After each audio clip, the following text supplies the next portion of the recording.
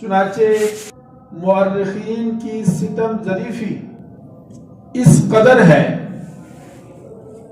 کہ سیدنا امیر معاویہ رضی اللہ تعالی عنہ کو یوں پیش کیا گیا کہ شاید کہ امیر معاویہ حضرت علی المرتضیٰ رضی اللہ تعالی عنہ کے حریف تھے، ان کے ساتھ دشمنی تھی ان کی،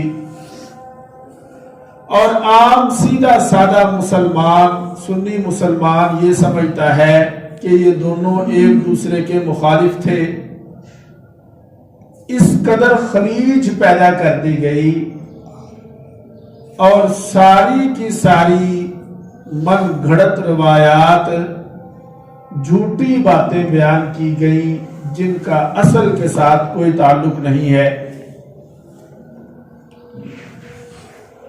حضرت سیدنا امیر معاویہ رضی اللہ تعالیٰ عنہ صحابی رسول ہونے کی حیثیت سے قرآن مجید فرقان حمید میں جہاں رضی اللہ عنہم ورضوا عنہ کا عام اعلان ہے، وہاں سیدنا امیر معاویہ بھی خدائے رب العزت کی طرف سے عطا کردہ رضا کے اس پروانہ میں شامل ہے اور داخل ہے۔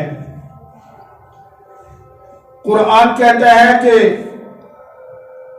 والذین معہ اشداء علی الکفار رحماء بینہم، محمد صلی اللہ علیہ وسلم اللہ کے رسول ہیں اور جو ان کے ساتھ ہیں اشداء علی الکفار، وہ کافروں پر تو سخت ہیں، رحماء بینہم، آپس میں رحم دل ہیں۔ پھر قرآن پاک میں اللہ رب العزت نے ایک مقام پر ارشاد فرمایا وَكُلًّا وَعَدَ اللَّهُ الْحُسْنَى، تمام کے تمام صحابی جنہوں نے صحبت نبوت کا مزہ چکھا، فیض یاب ہوئے، اللہ نے سب کے ساتھ بھلائی کا وعدہ کر رکھا ہے۔ چونکہ سیدنا امیر معاویہ رضی اللہ تعالیٰ عنہ کاتب وحی تھے، آپ جانتے ہیں کہ سرکار دو عالم صلی اللہ علیہ وسلم تو امی نبی ہیں، اور یہ میرے مصطفیٰ صلی اللہ علیہ وسلم کا شرف ہے کہ آپ امی ہیں، لکھنا پڑھنا نہیں جانتے تھے۔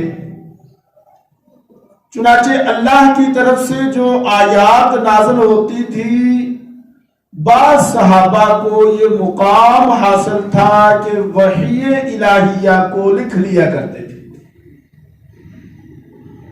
اور آپ سمجھ سکتے ہیں کہ چونکہ وحی کا معاملہ ہے اور اس کے لیے انتہائی بااعتماد شخص ہونا چاہیے تاکہ جو کچھ لکھا جا رہا ہے اس کو بالکل اسی طریقہ کے ساتھ لکھا جائے، گڑبڑ نہ ہو سکے۔ معلوم یہ ہوا کہ سیدنا امیر معاویہ رضی اللہ تعالیٰ عنہ کاتب وحی ہونے کی وجہ سے معتمد خاص تھے۔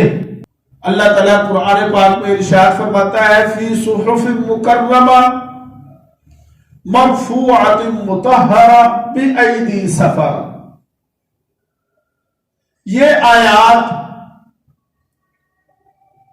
جہاں تمام صحابہ کی فضیلت کو بیان کر رہی ہیں، وہاں پر خاص طور پر ان اصحاب نبی کی فضیلت کو بیان کیا جا رہا ہے جو کاتب وحی تھے۔ میں آپ حضرات کے سامنے چند ایک احادیث سے سیدنا امیر معاویہ رضی اللہ تعالیٰ عنہ کے فضائل کو بیان کروں گا۔ اس کے لیے جو سب سے پہلی حدیث میں ذکر کر رہا ہوں وہ حضرت امام بخاری رحمہ اللہ کی کتاب التاریخ الکبیر سے ہے، اور فرمایا کہ اخرجہ الامام البخاری بسند صحیح، سند صحیح کے ساتھ تاریخ کبیر میں کہ سرکار دو عالم صلی اللہ علیہ وسلم نے ارشاد فرمایا اللہم اجعلہ ہادیا مہدیا، اے اللہ تو معاویہ کو ہادی بھی بنا مہدی بھی بنا۔ ہادی کا مطلب یہ ہے کہ ہدایت دینے والا بھی بنا کہ لوگ اس کے ذریعے سے ہدایت حاصل کریں، اور مہدی کا مطلب یہ ہے کہ ہدایت یافتہ بھی بنا۔ اب میرے عزیزو دوستو، آپ سمجھ سکتے ہیں کہ جس شخص کے بارے میں، جس شخصیت کے بارے میں سرکار دو عالم صلی اللہ علیہ وسلم کی یہ دعا ہو کہ اے اللہ تو اس کو ہدایت پر قائم فرما اور اس کے ذریعے لوگوں کو ہدایت عطا فرما، تو بھائی عزیزو دوستو اس کے پھر ایمان میں کیا شک ہو سکتا ہے۔ اسی سلسلہ کی ایک اور حدیث جس کو امام بخاری رحمہ اللہ نے تاریخ کبیر میں ذکر کیا، سرکار دو عالم صلی اللہ علیہ وسلم نے دعا فرمائی ایک حضرت امیر معاویہ کے لیے، فرمایا اللہم اے اللہ علم معاویۃ الحساب وقہ العذاب، اے اللہ تو معاویہ کو حساب کا علم عطا فرما اور وقہ العذاب انہیں عذاب سے محفوظ فرما۔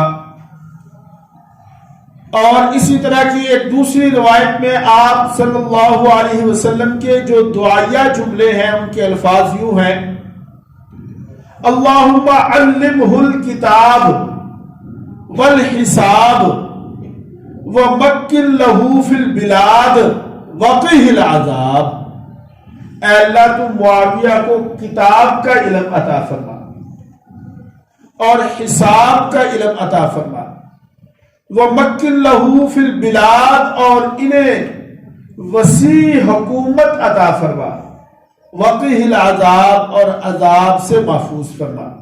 یہ جو فرمایا علمہ الکتاب، کتاب کا علم عطا فرما، اس کتاب سے مراد قرآن مجید ہے۔ والحساب، یہ جو فرمایا کہ حساب کا علم عطا فرما، تو حساب سے مراد علماء نے لکھا نسب دانی ہے، تاریخ ہے۔ اور فرمایا ومکن لہو فی البلاد، اور انہیں مضبوط حکومت عطا فرما، چنانچہ لکھا ہے کتابوں میں کہ سیدنا امیر معاویہ رضی اللہ تعالیٰ عنہ کے دور حکومت میں معلوم دنیا کا 3 حصہ اسلامی سلطنت میں داخل ہو چکا تھا، اور اس کا جو تخمینہ لگایا گیا وہ یہ ہے کہ 64,53,000 مربع میل پر اسلامی پرچم لہرا رہا تھا، اور یہی اس وقت کی معلوم دنیا تھی۔ یہ کئی علاقے یہ تو بعد میں دریافت ہوئے، اس وقت کی معلوم دنیا یہی تھی تقریباً۔ تو جتنی تھی اس میں 3 حصوں پر اسلامی حکومت تھی۔ سیدنا امیر معاویہ رضی اللہ تعالیٰ عنہ، اللہ پاک نے سرکار دو عالم صلی اللہ علیہ وسلم کی دعا کو ان کے حق میں قبول فرمایا اور ان کو اس طرح مضبوط اسلامی حکومت کا امیر بنایا۔ تیسرے نمبر پر مسند امام احمد ابن حنبل، فضائل صحابہ، کہ ان رسول اللہ صلی اللہ علیہ وسلم دعا لمعاویہ، کہ سرکار دو عالم صلی اللہ علیہ وسلم نے حضرت امیر معاویہ بن ابی سفیان کو بلایا اور انہیں یہی دعا دی کہ اللہم علمہ الکتاب والحساب وقہ العذاب۔ اسی طرح حضرت امام بخاری رحمہ اللہ اپنی صحیح میں، اور یہ روایت مسلم شریف میں بھی موجود ہے، حضرت انس بن مالک رضی اللہ تعالیٰ عنہ ارشاد فرماتے ہیں کہ میں اپنی خالہ ام حرام بنت ملحان کے پاس تھا، اور ام حرام بنت ملحان رضی اللہ تعالی عنہا نقل کرتی ہیں، قالت کہتی ہیں کہ نام النبی صلی اللہ علیہ وسلم کہ سرکار دو عالم صلی اللہ علیہ وسلم ایک دن آرام فرما رہے تھے، ثم استيقظ يبتسم، پھر آپ بیدار ہوئے، یبتسم اور تبسم فرما رہے تھے، ہنس رہے تھے، مسکرا رہے تھے۔ فقلت، ام حرام کہتی ہیں میں نے کہا ما اضحک، آپ کیوں مسکرا رہے ہیں، کیوں ہنس رہے ہیں؟ تو سرکار دو عالم صلی اللہ علیہ وسلم نے فرمایا کہ اناس من امتی ارزو، مجھ پر میری امت کے کچھ لوگ پیش کیے گئے، یعنی حالت خواب میں۔ اور یہ بات آپ بھی جانتے ہیں کہ انبیاء کی خواب بھی وحی ہوتی ہے، گویا کہ وحی کے ذریعہ یہ معلوم ہوا۔ فرمایا کہ اناس من امتی ارزو علی یرکبون ھذا البحر الاخضر، مجھ پر میری امت کا ایک ایسا گروہ پیش کیا گیا جو سمندر میں کشتیوں پر سوار تھا۔ کیوں جی؟ سمندر میں کشتیوں پر سوار تھا۔ ثم نام، پھر آپ سو گئے، آپ پھر لیٹ گئے اور آرام فرمایا۔ تھوڑی دیر گزری، ثم استيقظ، پھر بیدار ہوئے۔ پھر ام حرام کہتی ہیں کہ جب آپ بیدار ہوئے تو یبتسم، مسکرا رہے تھے۔ میں نے پوچھا یا رسول اللہ ما اضحک، آپ کیوں مسکرا رہے ہیں؟ تو آپ صلی اللہ علیہ وسلم نے پھر ارشاد فرمایا کہ اناس من امتی ارزو علی یرکبون ھذا البحر الاخضر، کہ مجھ پر میری امت کا ایک گروہ پیش کیا گیا جو پانیوں پر سفر کر رہا ہے۔ گویا کہ 2 دفعہ آپ صلی اللہ علیہ وسلم آرام فرمایا، اور دونوں دفعہ بیدار ہونے پر آپ صلی اللہ علیہ وسلم نے یہ جملے ارشاد فرمائے۔ بھائی توجہ ہے نا جی؟ اچھا، حضرت ام حرام کہتی ہیں پھر سرکار دو عالم صلی اللہ علیہ وسلم نے ارشاد فرمایا کہ اول جیش من امتی، میری امت کا ایک گروہ میں نے دیکھا کہ وہ پانیوں پر سفر کر رہا ہے۔ چنانچہ وہ پہلا لشکر جو سمندر کے ذریعہ جہاد کرے گا، اول جیش من امتی یغزون، وہ پہلا لشکر جو سمندر کے ذریعہ جہاد کرے گا، سرکار فرماتے ہیں کہ قد اوجبوا، اس پہلے لشکر پر جو سمندر کے ذریعہ جہاد کرے گا جنت واجب ہے۔ بھائی یہ بات آپ کو سمجھ آ گئی کہ اس سے پہلے یہ جو بری فوج ہے نا، بری فوج یہ تو تھی لیکن باہری فوج نہیں تھی۔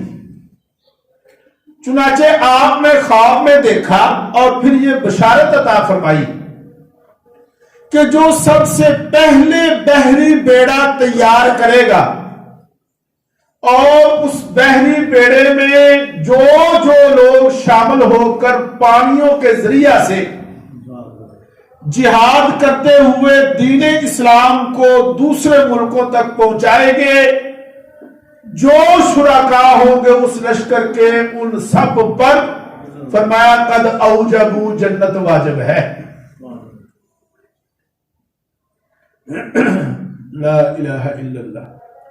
اچھا، پھر آپ جب دوسری دفعہ سوئے تو دوسری دفعہ جب بیدار ہوئے تو پھر آپ نے یہ فرمایا کہ اول جیش من امتی یغزون، مدینہ تو قیصر، وہ جو پہلا لشکر جو پانی کے ذریعے مدینہ قیصر سے مراد قسطنطنیہ ہے، مدینہ تو شہر ہو گیا، تو قیصر اس وقت اس شہر کا بادشاہ تھا، تو آپ نے فرمایا کہ قیصر کے ملک پر، اور وہ قسطنطنیہ ہے، کہ جو پہلا لشکر قسطنطنیہ پر جہاد کرتے ہوئے وہاں جائے گا، فرمایا مغفور لہم، اللہ پاک ان سب کو بخش دے۔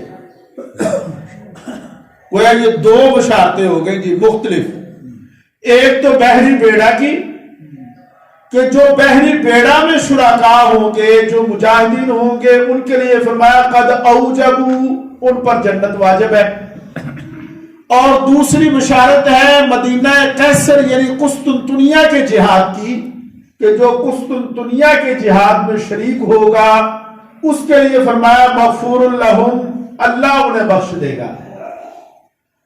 یہ دو بشارتیں ہیں، کتنی جی؟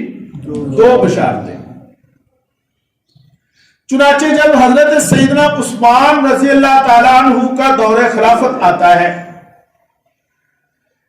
اس سے پہلا دور فاروقی تھا، تو دور فاروقی میں جب شام کا علاقہ فتح ہوتا ہے تو حضرت عمر فاروق رضی اللہ تعالیٰ عنہ شام کا امیر حضرت سیدنا امیر معاویہ کو مقرر کرتے ہیں۔ حضرت عمر فاروق رضی اللہ تعالیٰ عنہ کا دور خلافت 2 اشروں پر ہے، 2 اشروں پر محیط ہے، تقریباً 22 سال۔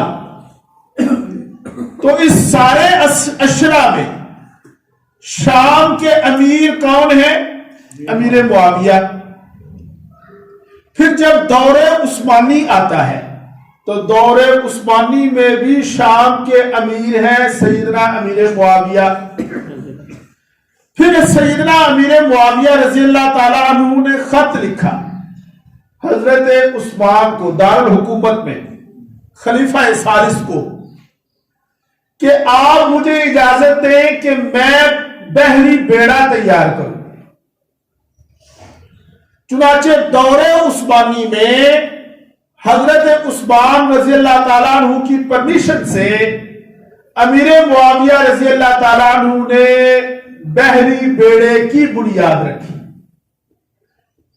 جی بحری بیڑے کی بنیاد رکھی، پھر وہ بیڑا تیار کیا اور اس کے ذریعے پھر سمندر کے راستے سے جہاد شروع کیا۔ تو معلوم یہ ہوا کہ وہ جو بشارت تھی کہ جو پہلا باہری غزوہ ہوگا اس غزوے میں جو لوگ شریک ہوں گے، فرمایا قد اوجبوا، ان پر جنت کیا ہے؟ واجب ہے۔ تو پہلے بحری بیڑے کے موجد ہیں امیر معاویہ، تو اس حساب سے ایک بشارت کے مستحق ہو گئے کہ نہیں ہوئے؟ بولو ذرا۔ پھر بحری بیڑا تیار کیا اور اس راستے سے مدینہ قیصر تک پہنچے، قسطنطنیہ تک پہنچے۔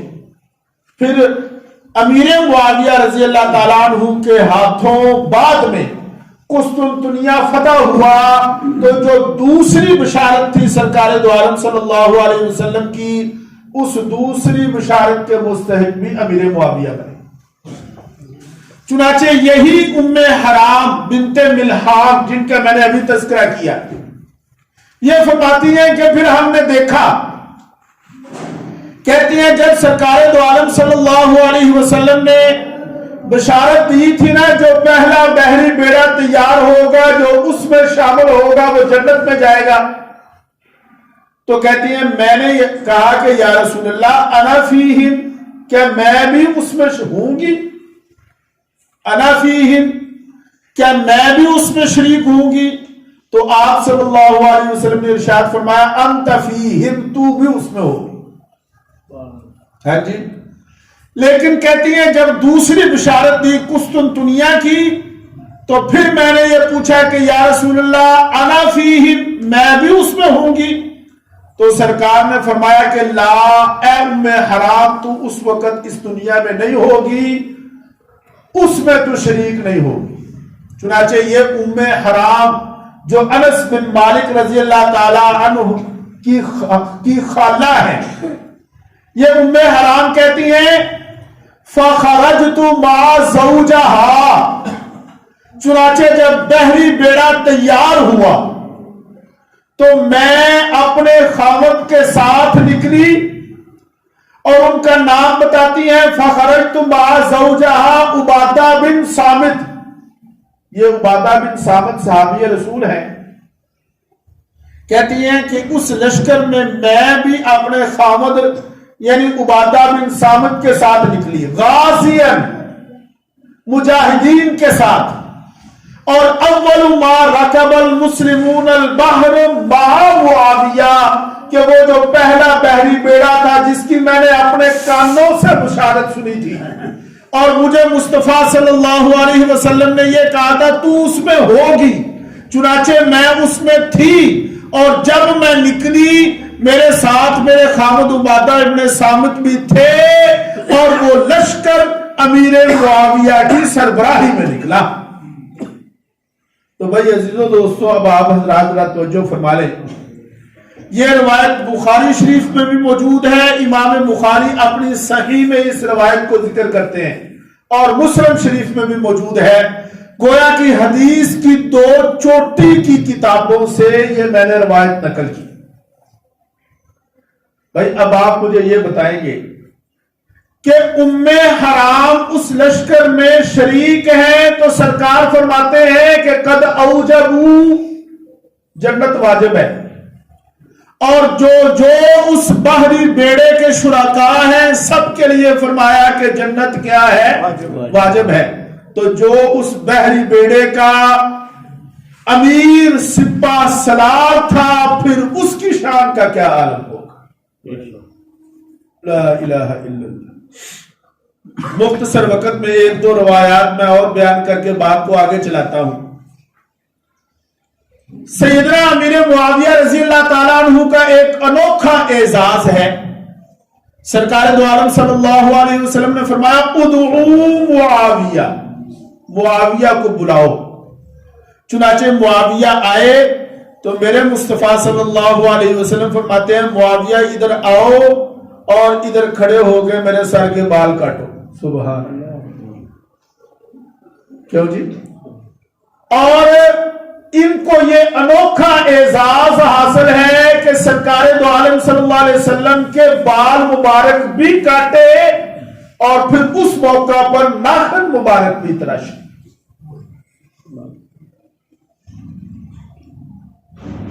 پھر حدیث میں موجود ہے کہ سرکار دو عالم صلی اللہ علیہ وسلم گھوڑے پر سوار تھے۔ میں آج انشاءاللہ کوئی بات حدیث سے باہر نہیں کروں گا، تاریخی حوالے نہیں دوں گا، معتبر کتب سے احادیث پیش کر رہا ہوں۔ سیدنا امیر معاویہ رضی اللہ تعالیٰ عنہ آپ سرکار کے ساتھ گھوڑے پر سوار تھے، آگے میرے مصطفیٰ تشریف فرما تھے، پیچھے امیر معاویہ تھے۔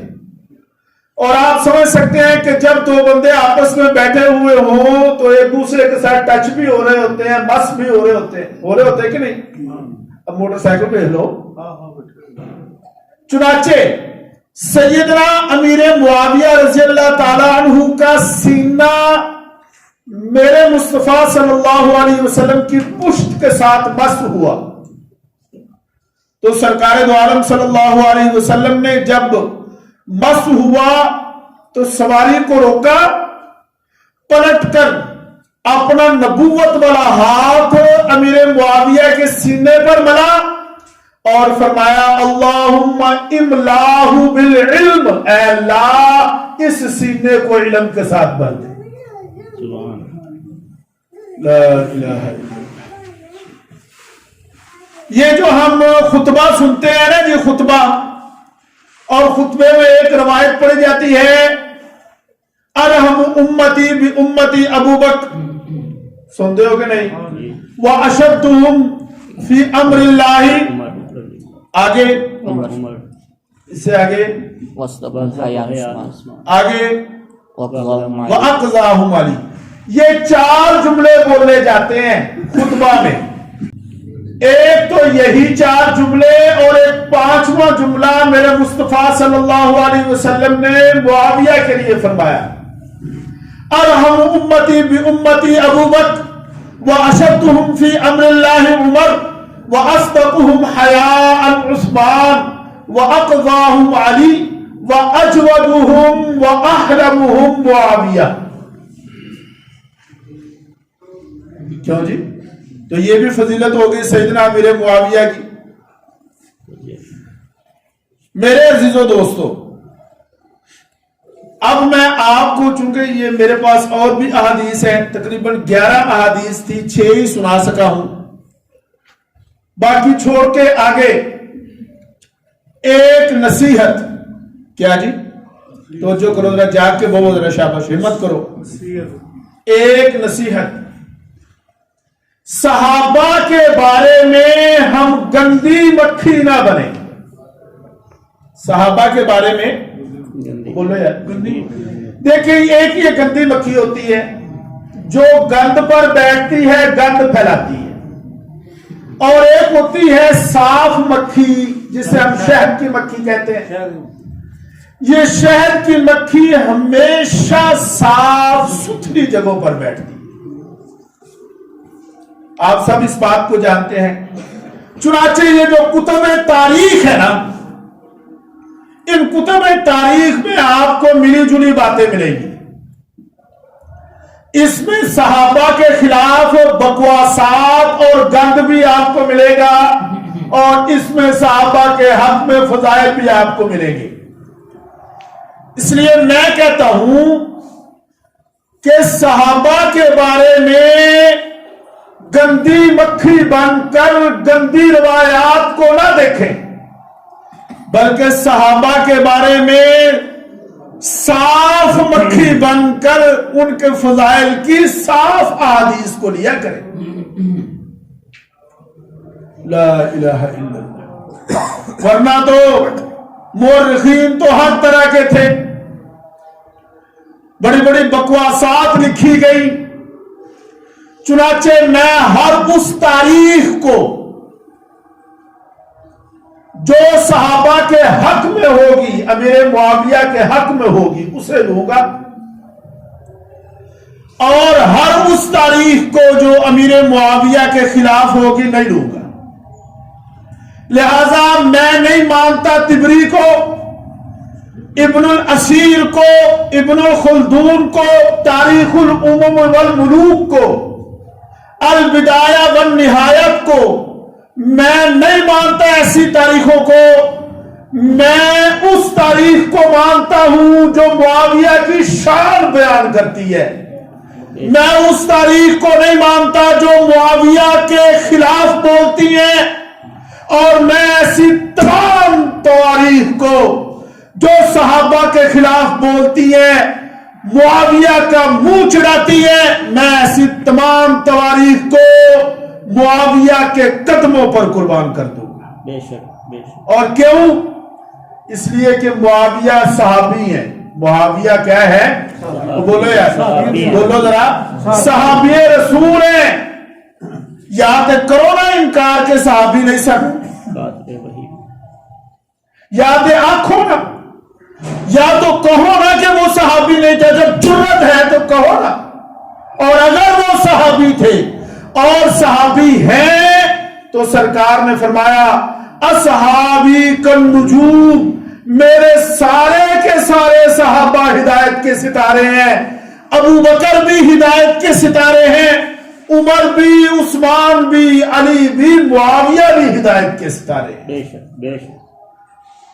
اچھا بھائی، اس سلسلہ میں یہ بات سن لیں کہ آج ہمارے ہاں جہاں نت نئی رسومات ایجاد ہوتی رہتی ہیں، وہاں پر 22 رجب کو، یہ کل پرسوں شاید آ رہی ہے 22 رجب، 22 رجب کو ہمارے ملک میں ایک انتہائی گندی اور گھٹیا رسم ایجاد کی گئی، بنائی گئی. میں اس کا مختصر آپ کو بیک گراؤنڈ بھی بتاؤں گا.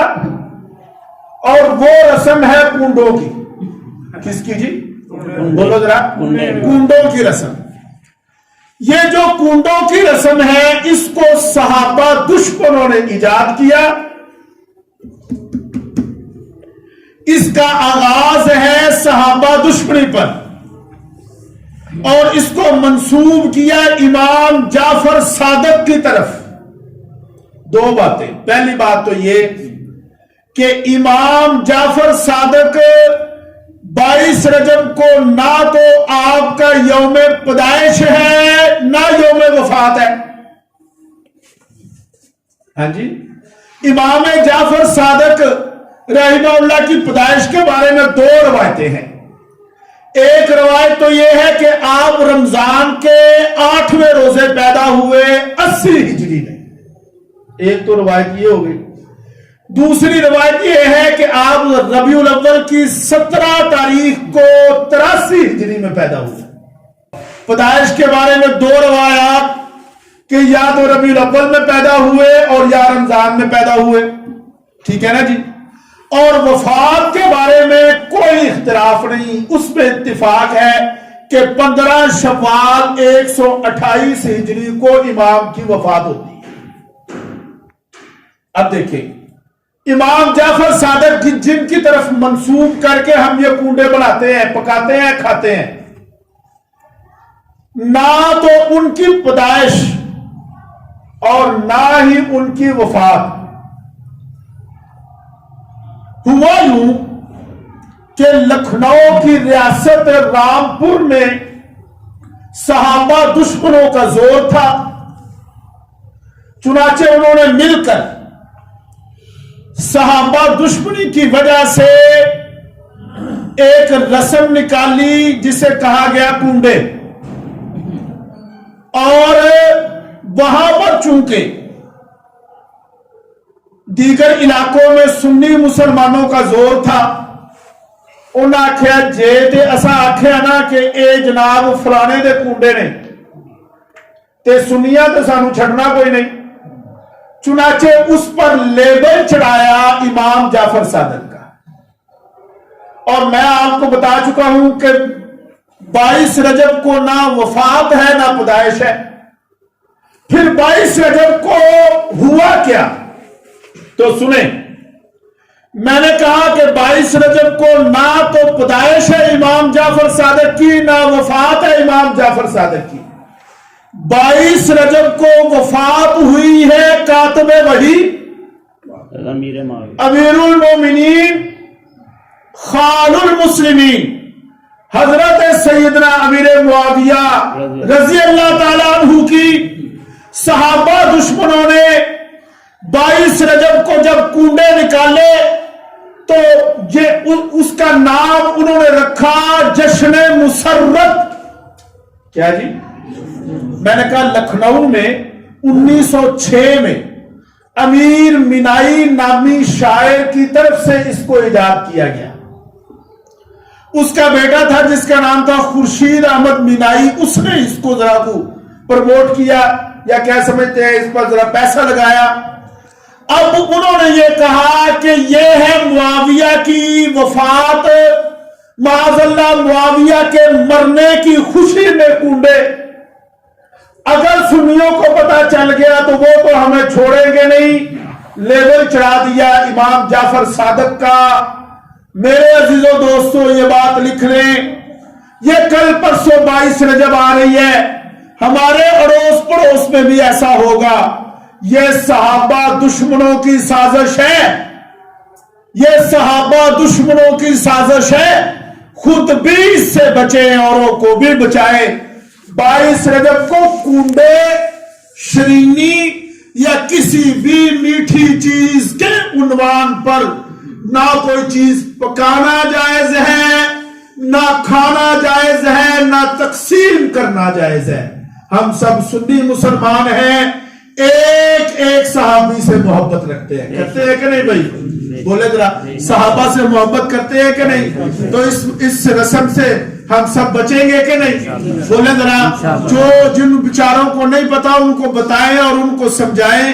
اللہ تعالیٰ مجھ کو اور آپ کو عمل کی توفیق عطا فرمائے.